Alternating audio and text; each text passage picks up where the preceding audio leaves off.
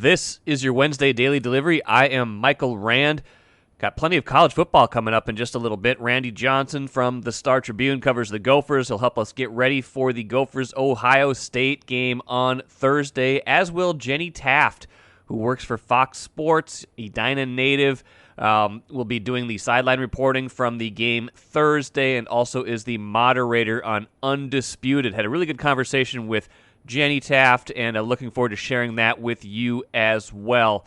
Plenty of other good stuff coming up here, but first, what did I miss? Vikings cutdowns. Not a lot of real surprises once you kind of get beyond some of the window dressing, I guess. Reading Ben Gessling and Andrew Kramer's story in Wednesday's StarTribune.com kind of reveals that you saw, well, Everson Griffin got cut. That's a surprise, yeah, but that's probably a procedural move. Sounds like he'll be back. It's just kind of one of these things. They had to get to 53 players on the active roster by a certain point Tuesday. So, had to do that, but expect some other stuff to go on. Imagine there might be some looking around at other teams' players that got cut. They already, did one thing. They already did one thing the other day. They got got themselves a new tight end, which was interesting. Kind of makes you wonder what the status is going to be of Irv Smith Jr. Is it just, is it going to be a short-term fix just to add depth? But Chris Herndon, who's played a decent amount with the Jets, traded for by the Vikings, sixth-round pick from the Jets, so we'll see how that works out. But, yeah, really, most of the other cuts seem like they were about right. The one that maybe people weren't expecting as much, Jake Browning cut. They wondered if the Vikings were going to keep three quarterbacks. You wondered, after that preseason, did they see enough from Kellen Mond to make him their backup quarterback? And it seems like they have. A lot of people yesterday, too, were saying, well, Cam Newton just got cut by the Patriots. Could the Vikings go get him? Well, no. The problem with the Vikings is they have a very clearly established starter. Kirk Cousins, for all of his faults, for all the things he does well, of course, is the starter. He is making a lot of money. He has been the quarterback for the last 3 years. This is his team for now. So you can't go add someone like Cam Newton. Cam Newton doesn't want to come here. There's no opportunity to play unless there's some kind of catastrophic injury, something like that, which we don't want to happen to anybody. So, Kellen Mond, for the time being, is the backup quarterback, and I expect that to be the case going forward because if Kirk Cousins did get hurt, you probably would want to see what you have, at least to a certain degree, in Kellen Mond before you would go kind of scouring the earth for some kind of serviceable backup in a season that probably wouldn't go that far anyway. Now, you could say the comeback to that is 2017 when they had backup and they had Case Keenum, kind of as their number 3 guy after Teddy got hurt and after Sam Bradford went down, and that worked out pretty well for them. But, most years that someone's not going to come in and save the day as a veteran backup. So maybe they try to upgrade at number 3, but I think Kellen Mond is the number 2 right now. I don't see that changing. But I'll keep my eye out for what possible roster moves they might have coming after cutdown day on Tuesday. I'm Nyla Jean Myers, Senior Assistant Sports Editor at the Star Tribune. Thank you for listening to Strip Sports Daily Delivery. This work is made possible by our Star Tribune subscribers. For unlimited access to the articles mentioned in this podcast and our coverage of Minnesota sports from pros to preps, go to startribune.com/subscribe. Really happy to have Jenny Taft from Fox Sports on the show today. Does a lot of different things there. Jenny, I was just kind of looking over everything that you do. You're busy, and you're in Minnesota this week for Gophers Ohio State Thursday, but you're also from here. So welcome to the show. How are you doing? Thank you. Thanks so much for having me. This is it's extra special when you get to come home for work. And, I love Minneapolis. I love, I'm sitting in my parents' home in Edina, and they haven't moved for, 30 years at this point. And it's really fun to be back and see people. I have 10 tickets that I have for my friends, mostly Gopher alums for Thursday night. So that's really special and busy, but very grateful for all the opportunities at Fox. So it's fun. I love college football season. Yeah, and let's talk about that first, just because it's so front brain. It's Thursday night. It's a big game. I mean, every game is big, but for the Gophers, this is an opportunity. Ohio State, first game of the year. This is not usually how you start a season, What are you looking forward to from this matchup between Minnesota and Ohio State? There's so many highlights. And I think the biggest thing, just overall as a college football community, just this sigh of relief that we're heading into this season with so much more optimism and excitement. And, the pandemic has been challenging for so many people, and not to downplay any of that, but just for the challenges that the athletes dealt with last year and not knowing if they were going to be playing, the COVID testing daily, the cancellations. And, there were moments where we were on site and games were canceled, and look, that's no big deal for me. I can get on a plane and go home. It's a bummer because you want to see the game, but for these athletes, it was mentally such a roller coaster. And I think the Gophers are kind of the perfect example of that. Finishing 3-4, 2 overtime losses. I don't think that accurately depicts who the Gophers are and who they were last year. I think it was a really challenging year. And while Ohio State obviously made it to the national championship game, they had a lot of COVID issues too, and cancellations. And Chris Olave didn't even play in the Big Ten championship game, which I was reminded of talking to him earlier this week. So just for everyone to have this sense of feeling more confident. And I know our pandemic, unfortunately, is still happening. We don't know, but right now teams and coaches are feeling so much more optimistic and excited for the year. To have fans in the stands, for a sideline reporter to be solo. I use this example. Jenny Taft at the Big House alone is the most depressing visual. And it's eerie. Yeah. It's eerie. And the momentum shifts for college football. A lot of the guys, I was talking to players all week and I said, what's your excitement level? 0 to 10. And it was like 100. Like just the fact that they're not dealing with the same uncertainties and having fans.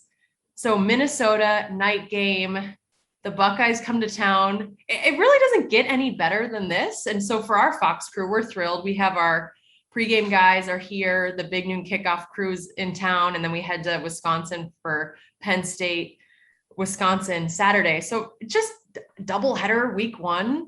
I could not be more excited about being home for this one.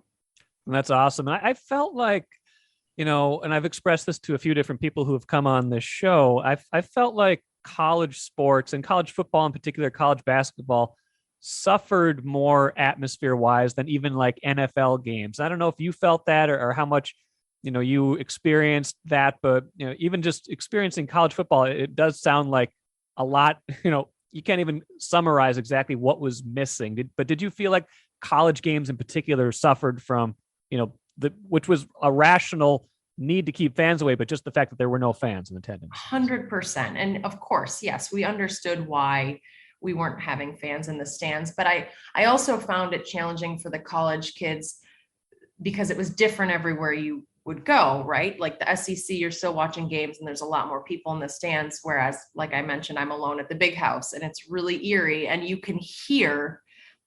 Selfishly, it's nice to hear coaches and play calls. There were moments where I was grateful for that, but I'm still in the stands, far away, masks are on. I really pride myself on trying to understand what coaches are saying to each other, what players are saying. And when masks are on, I mean, that's hard. It's really challenging to take that in, especially with the distance. But my biggest thing for college is just what we love about college athletics. And it's in everything. It's the band, it's the fans, it's the camaraderie, it's the cheerleaders, it's the mascot. And the NFL, I did feel different. I covered about 3 NFL sideline games last year. Lonely, weird to be. I was at SoFi, brand new stadium, again, just solo, hanging out. It was very odd, but maybe there's just more of a business approach to the NFL in so many ways. And you missed it with college, and you missed it with the guys that, you only have a couple years in college and you don't want it to be wasted in any way. So those challenges were real. And that's why this just feels really exciting in a lot of ways to have the fans. I mean, I'm going to have chills Thursday, no doubt. I mentioned all the things you do for Fox Sports. One of those things is Undisputed. I want to get to that in a little bit, but first let's talk a little bit about your rise. Like, you are from Edina. You is rereading your bio. You went to school out in Boston and you came back here working with Fox Sports North in the project they were calling Fox Sports North Girls back then. Mm-hmm. How do you get from there to where you are right now, which is, really at the getting to be at the peak of this industry? Well, I appreciate that. That's very kind. I am so grateful I loved going to school out East. And at the time, Boston U, I did major in broadcast journalism. So growing up in Edina, sports were my life. And I knew that professional Jenny as an athlete wasn't going to happen. But I loved sports. And I think I always wanted to be in front of the camera because I liked the adrenaline rush of it. And I just love being around the game, but I could have easily seen myself doing something behind the scenes just because I love being around sports. And I went to BU, loved it, and was so fortunate that I came home in the summers and interned at both Fox Sports North and the local Fox 9 here. So I had some incredible mentors. Dawn Mitchell's one of them at Fox 9, obviously. Marnie Gellner, I still chat with them. These are women that I loved and looked up to and were really helpful in my career and kind of just so welcoming in the way they allowed me to shadow them. I mean, I remember Marnie, I always tell this story because I've kind of, I have women who reach out to me now who are interested in this world. And I really try to just do what Marnie did, but she'd always say, like, if you bring me a white chocolate mocha coffee latte from Caribou, like, you can shadow me. Like, that's fine. Just bring me a coffee nice, and we'll hang out. Yeah. And I just remember hanging with her at Twins games and with Timberwolves games. And I did a lot of wild because I have the hockey background and played my whole life. And they were so gracious and welcoming and supportive at North. So the Fox Sports North Girl opportunity was, at the time, no one really knew what it was going to be. And I felt like it was a perfect way to kind of get some reps, be seen in a big market in Minneapolis, and really just use my sports knowledge and stand out in that way. And because Fox Sports North knew me as an intern, they knew I was passionate. They knew ultimately I wanted to be on air. So they were supportive of me from the very beginning. Like when the Wild needed a in-arena host to fill in, Fox Sports North suggested me and said, hey, Jenny would be great for this. And it's those opportunities that made such a difference. I still think in-arena hosting, and I do tell that to college kids, look for those jobs because, yeah, it's not live TV, but you're live to a stadium and you better not screw that up. And you just get these reps and experience that I'm so grateful for. And that was all Fox Sports North believing in me. And they knew that they probably didn't have a job for me at the time. And they were supportive when I left to go to Fox Sports 1. The network was launching. It was evolving. So I was hired as a news reporter, which is a role they don't even have anymore, to becoming the motocross reporter and learning everything you need to know about motorcycles, which then opened up so many other doors because my colleagues at Fox thought, well, if she can cover motorcycle racing, she can probably cover football if that's a sport she likes and knows. So it was just, I'm so grateful, and I still keep in touch with everyone at Fox Sports North. Now I'm feeling bad though that I don't even know if I have time to swing by. I'm going to have to. I have to swing by. I'm going to be downtown. And bring a mocha. Come on. I know. Marnie will know I'm here and she'll bring it up if I don't acknowledge it. These trips are too short, right? Yeah. If you want to see family and friends and quickly see everyone at North, but I just am so lucky that they were so supportive, because I think without that support from Fox Sports North, I wouldn't be here. And I still to this day think maybe one day I'll end up in Minnesota again. My husband is a retired hockey player. He's been coaching youth hockey in LA. He loves Minnesota. So you never know. We could end up here one day.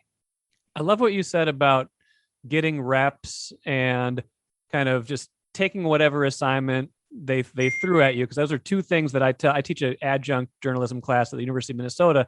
Okay. That's one of the things I tell my sports journalism class, like, you just got to do it. This is a doing business. Do 1,000 bad things so you can do good things later. Do you feel like that has helped you? And are there situations now where you just walk into it and you're like, I got this. I know exactly what I'm doing. And conversely, are there things that you still are like, wow, this is a big moment. I got to I got to sharpen up and things like that? I think it's great advice, first of all, to give to your students. And I say that to everyone because the motocross example is really one of my favorites. because I was trying to stand out at FS1. They'd hired a lot of new talent, and I was still very new there and working hard. And I think if you work hard and treat people well along the way, that also goes a long way. But I was walking in, it was truly, this is my audition. I was in the hallway with one of the talent execs, and he said, Jenny, what do you know about motorcycles? And I said, oh, Ricky Carmichael, he's the GOAT, right? Like, that's all I knew. That was it. My brother had kind of grown up enjoying that world, had known about Ricky. I think he had a poster in his room at some point. Like that was the extent of the connection. And that was by far the most scared I've ever been before broadcast. Was my first Supercross event.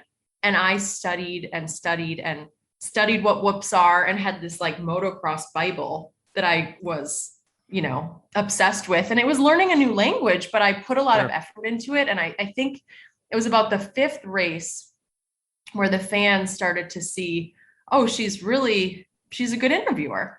She's asking the right questions, because they hadn't had like that reporter in the pits.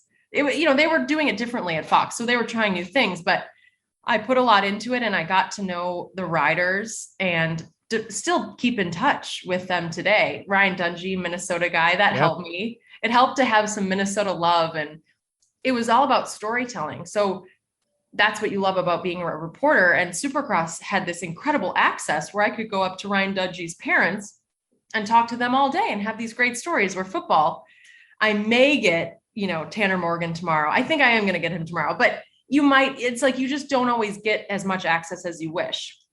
So long story short, take the job, study.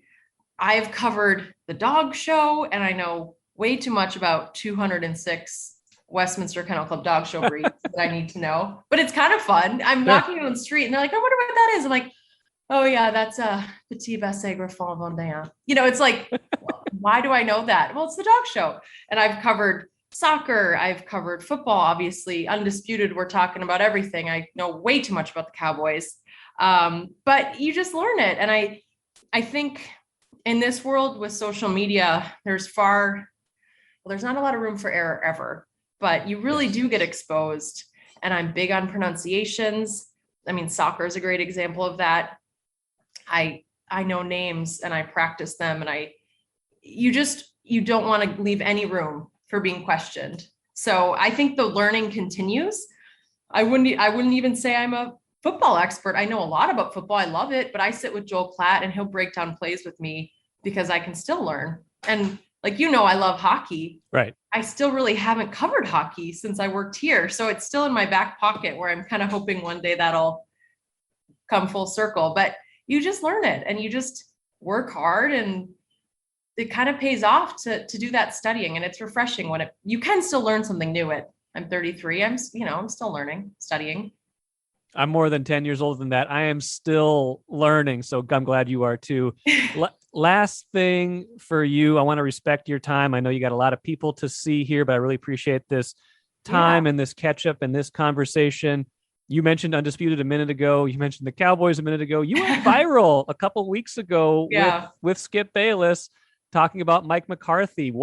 How did that come about? It was just interesting to me. I'm sure you work with someone long enough. You take a stand in certain cases, but talk me through that moment. Yeah.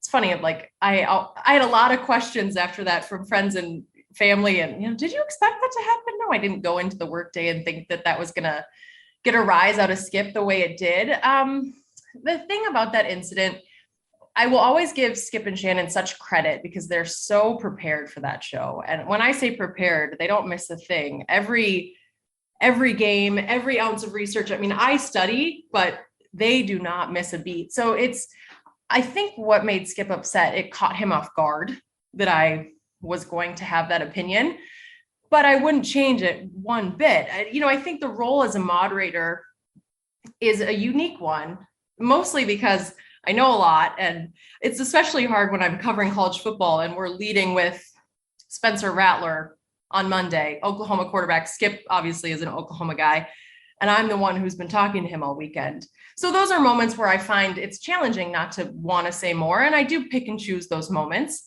So I don't exactly know why he reacted the way he did. We didn't really talk about it. I wouldn't change how I said something, and I would do it again in the same way. And I'm not afraid to share that. It was just, for whatever reason, I think there's such a sensitivity with his Cowboys that he takes personally. But, I didn't like what he said, and I didn't agree with it. And much like I don't agree with Shannon's takes on Aaron Rodgers. So, it's like, it's a debate show. Right. I didn't do anything wrong. It was the reaction that was so surprising. But,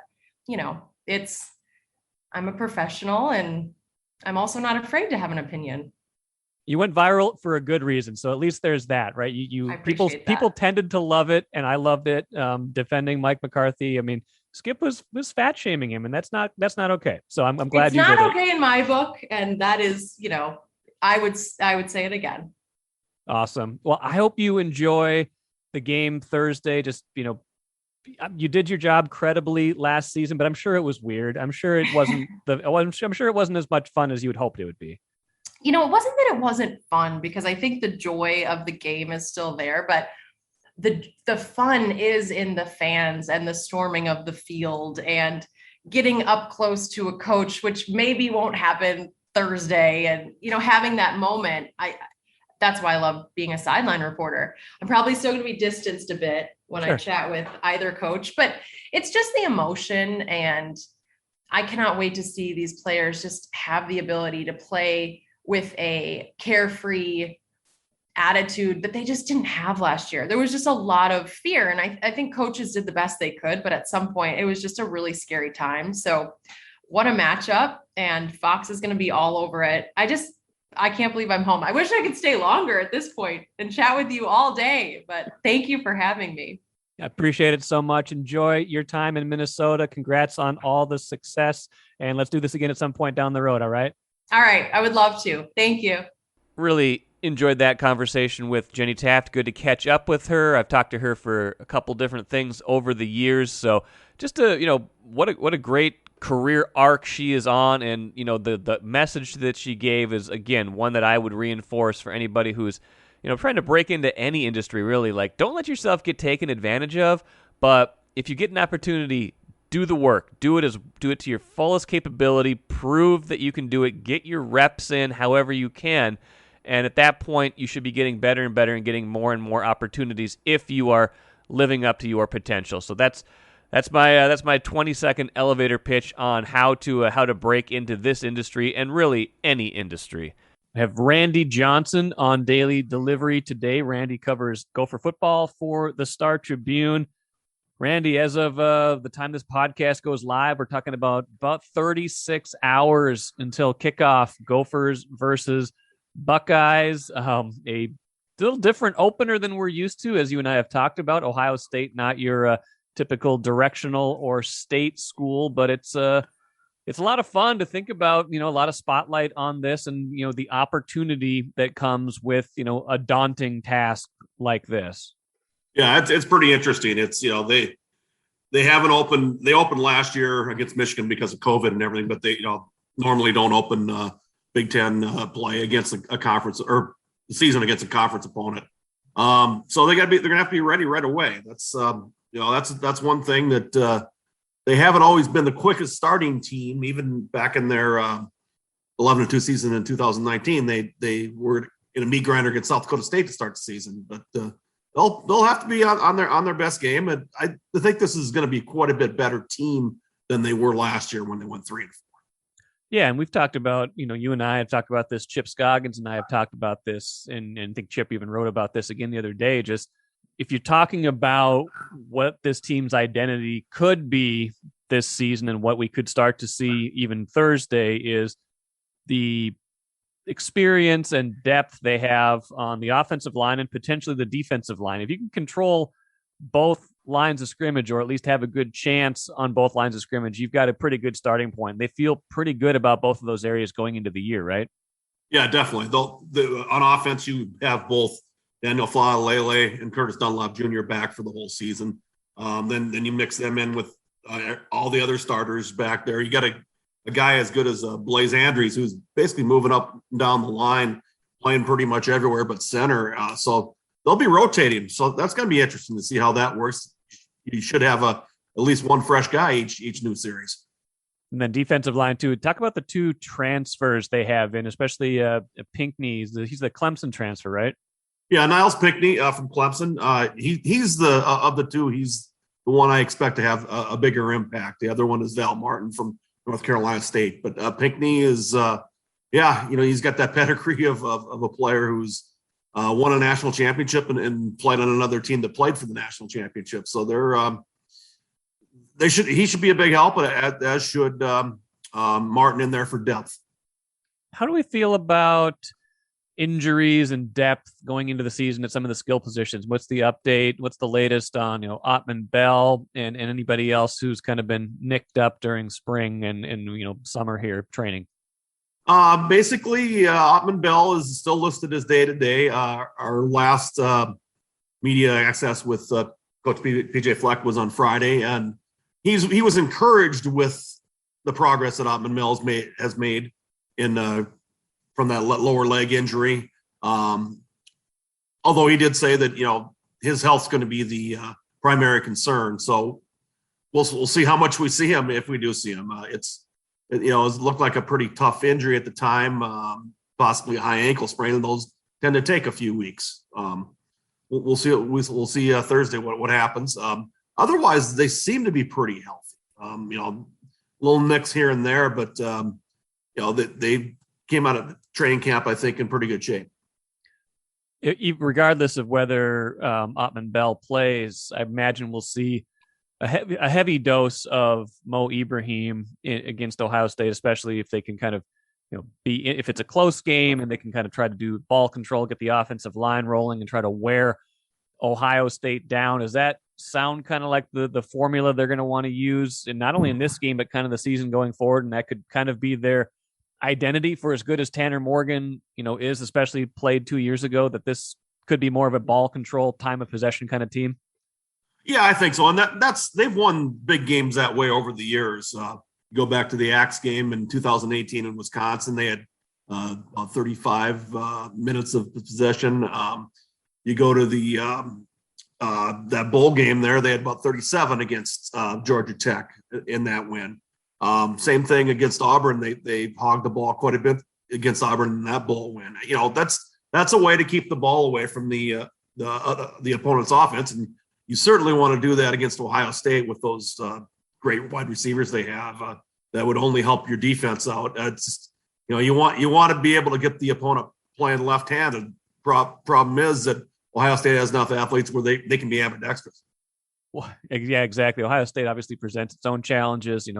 Breaking in a new quarterback, obviously, because last year's quarterback plays for the Bears, now stuck behind Andy Dalton, unfortunately, for Justin Fields. For now, imagine we'll see Justin Fields by the time they play the Vikings much later this season.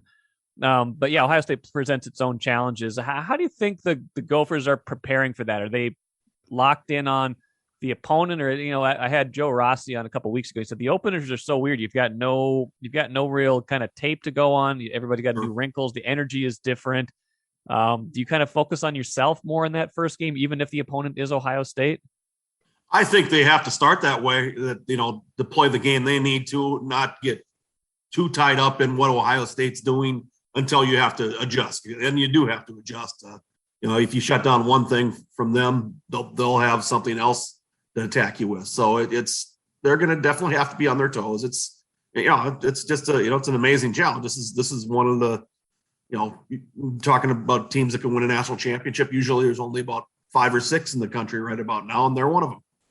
Yeah. And that brings me to my final point, kind of the opportunity here, but also the big picture for the Gophers as you've kind of evaluated this team through, the camp in the summer and then getting into the fall now. What's the, let's say, I'm not going to say everything breaks right, but let's say the things they think they're going to be good at largely hold together. What do you think the ceiling is for this year's team? How good could this year's team be?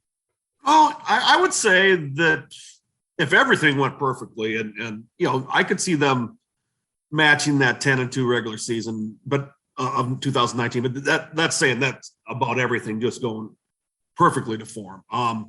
I think the schedule sets up well enough where regardless of what happens on Thursday night against Ohio State, where they could get to an 8-4 or 9-3. Your non-conference games are Miami, Ohio, at Colorado, Bowling Green. They should be favored in all those, I would say. The opening stretch of the Big Ten is against teams that you're either equal to or better on paper, at least. The closing stretch, the last 3 games, going to be pretty tough. You have trips to Iowa, Indiana, and then the home finale against Wisconsin. You need to win at least one of those, and possibly 2 to get yourself to a 9-3. Maybe that's so. My thoughts. I kind of have them projected at 8-4, but they could surprise with a 9-3. Will the Axe game be for the Big Ten West? I think that depends on if they beat Iowa. If they can find some way to beat Iowa, that would, in my projection, that would put them right there with Wisconsin, where you win that Axe game, you have a pretty good shot to go to Indy for the Big Ten title game. Last thing, our now senior columnist, Patrick Royce, on Monday's podcast, at the very end of the show, said Gophers 26, Ohio State 24. Do you want to make a similarly bold prediction, or will you be doing that in your game preview? My game preview, I'll be making a prediction. I don't think I'll be quite that bold. Hey, if I'm wrong, all the better. But I've got Ohio State 30, Gophers 23. If I'm wrong, I'll be glad to be wrong. That's a good game too. Well, we'll see what happens. Excited for the season. Excited, sounds like the bank is going to be full pretty much, or at least they've got they're talking about that, right? Yep. Yeah. They've actually, they got some tickets back from Ohio State, and they've been on Twitter. They've been advertising that $85 tickets. There's some seats to be had. I'm not sure how many as of today are left, but if it's not a sellout, it's gonna be really close. But I would guess they'll be calling it a sellout. Sounds good. Randy Johnson covers the Gophers for the Star Tribune. He'll be joining me pretty much every week during the year, hopefully on Tuesdays, to kind of talk through the game that happened. Look forward to what is coming up, and we'll see what the season has in store. Randy, enjoy the game, and we'll catch up with you soon. All right. Sounds good, Mike. Thanks a lot. Good stuff from Randy Johnson. I'm excited for Thursday. I've expressed this a couple different times. I'm excited to see this game, excited to see this Gophers team, excited to kind of feel what that atmosphere is like at Huntington Bank Stadium. So we'll be curious to see how that all goes for the Gophers. They're 2 touchdown underdogs, by the way, you guys, the betting line. So don't get too optimistic, but could just be setting themselves up for something special if the night breaks right. Let's finish with the cooler Twins game. They lost 3-1 on Tuesday. Teams combined for 16 hits, Twins and Cubs. There were 4 walks, a 3-1 regulation 9-inning game. It took 3 hours and 34 minutes. You guys, we've talked about this problem in baseball for the whole length of this show. We've talked about I've written about this before. You can't do this. This is too much. I think, John Gant, who had a reputation when he came to the Twins of being a pretty slow worker, he was on the mound. And, he's not a fast worker at all, even though he didn't give up a ton of runs, didn't give up a ton of hits, didn't matter. He works pretty slow. That all adds up. If it's a great game, you don't mind it. If it's a regular season game between 2 teams going nowhere like the Twins and Cubs, 3 hours and 34 minutes is just not getting it done. But you know what? I'm going to watch again tonight because Joe Ryan is expected to make his Major League debut against the Cubs in the finale. Got to see that. I'm curious about Joe Ryan more than I'm mad about how long these games are. That'll do it for today. Should have some fun stuff on Thursday. Probably talking some Ben Simmons, talking a little bit of Kirk Cousins and expected points added, and debuting a new segment called My Least Favorite Team is My Favorite Team with my good friend Keith. And that will be a recurring bit during the season. So look forward to that as well. Thanks for listening today. We'll be back at it on Thursday.